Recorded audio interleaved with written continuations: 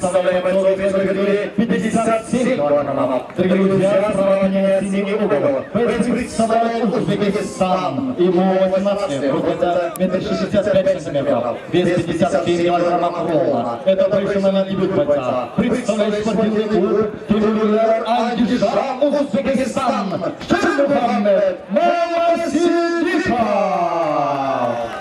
И данному бойцу представляет красному углу. Ему 18 лет, рост бойца метр 65 сантиметров, вес 57 килограммов. Это профессиональный дебют бойца. Представляет спортивный клуб Олимп Кыргызстан, город Базарбарух.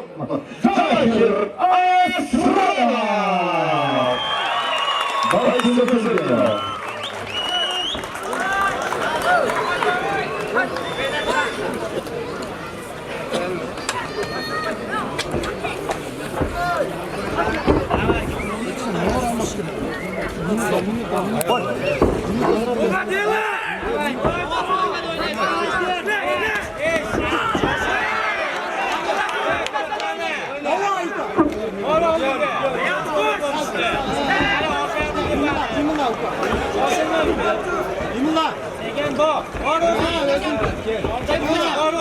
Açıl.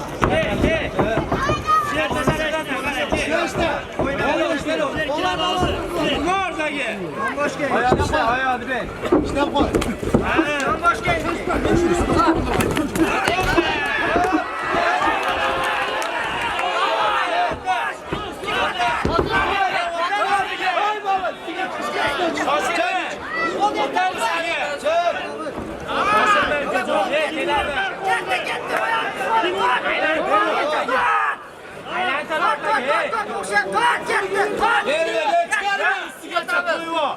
Sen nasıl gel koyuyor? He otur.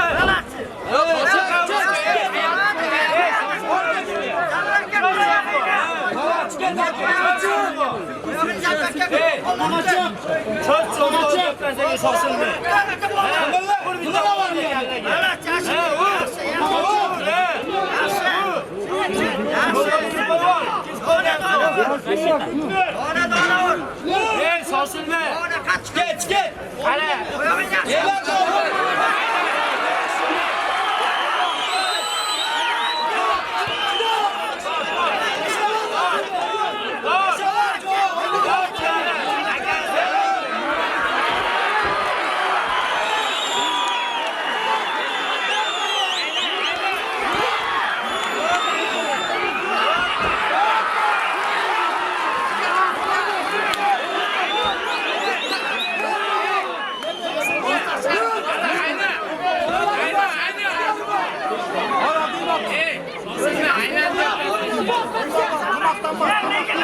Hamaktan bak.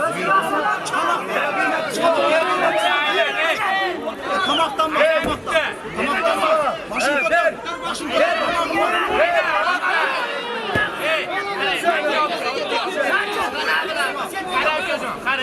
Bitti korun yapıp çıkana.